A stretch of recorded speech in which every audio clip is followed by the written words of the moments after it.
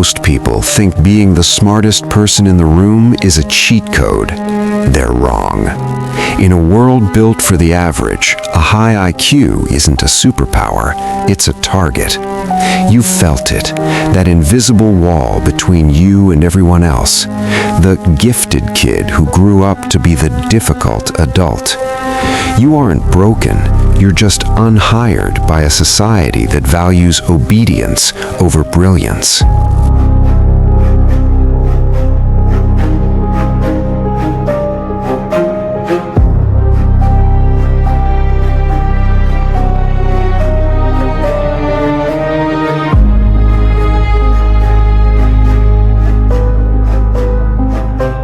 In the next 10 minutes, we are going to deconstruct the unhired mind. I'm going to show you why your intelligence is actually being used against you and how the modern workforce is designed to filter you out. By the end of this, you won't just understand why you don't fit, you'll know how to stop apologizing for it.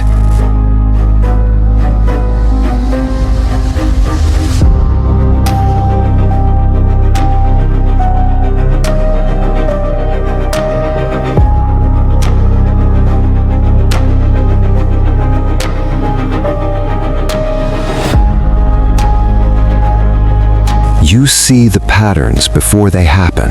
You spot the flaw in the plan during the first meeting, but when you speak up, silence, or worse, resentment.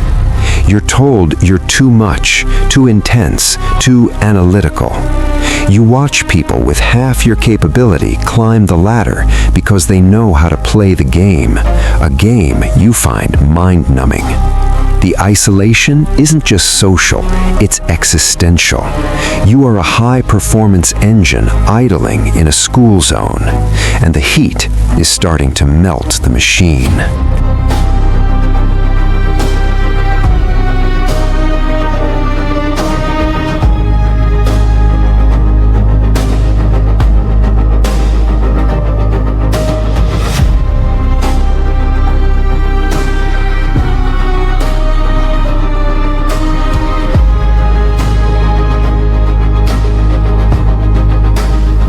Modern society is built on standardization.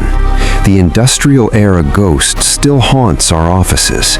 Systems need predictable parts, but intelligence is inherently unpredictable. The curse of pattern recognition. Your brain is wired for hyper-efficiency. You skip steps A through D and arrive at E. To a manager, you didn't find a shortcut. You didn't follow the process. The social cost of accuracy. In social hierarchies, truth is secondary to cohesion. When you correct a superior, you think you're helping the project. They think you're attacking their status. To the unhired mind, logic is a tool. To the average mind, logic is a threat.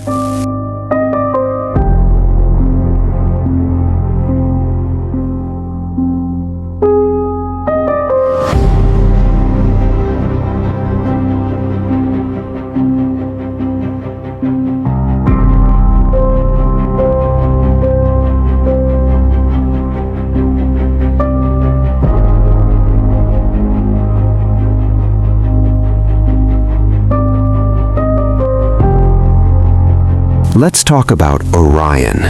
Orion was a senior architect. He could visualize a structural failure 3 years before it happened. During a board meeting, he pointed out a $50 million flaw in the CEO's favorite project. He used data, he used facts, he was 100% correct. 2 weeks later, Orion was restructured out of the company. The CEO didn't fire him for being wrong, he fired him for being right at the wrong time. Orion's intelligence made him a liability to the ego of the collective. He realized that his gift was actually a social debt he couldn't pay.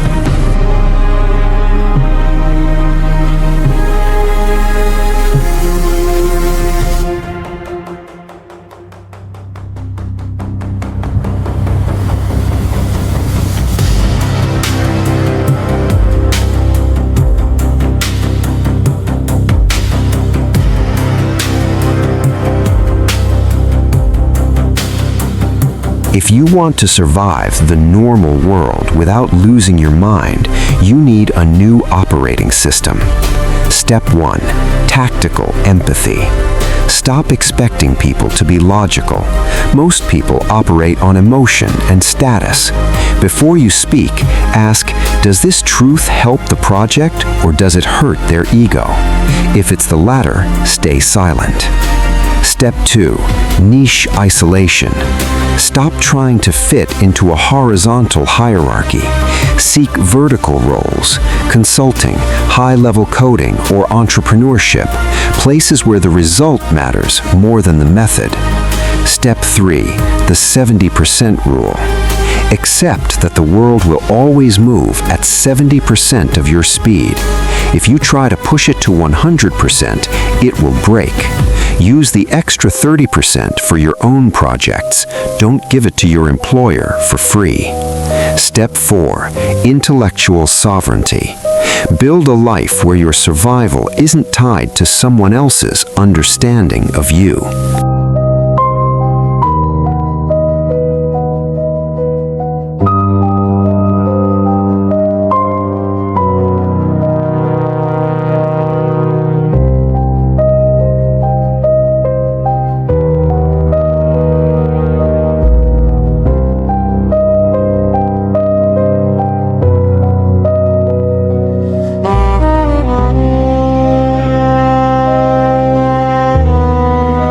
It is lonely at the edge of the bell curve, but there is nothing wrong with being a wolf in a world that only knows how to farm sheep.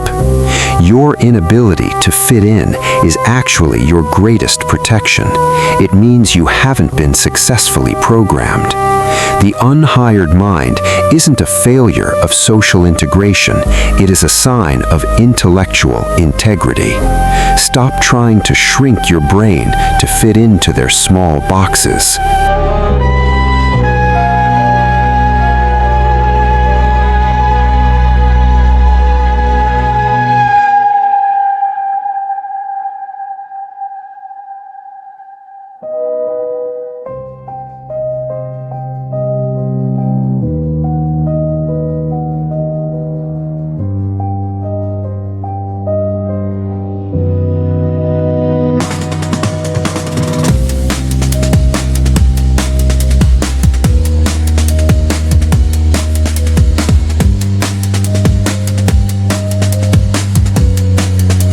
You were never meant to be a cog.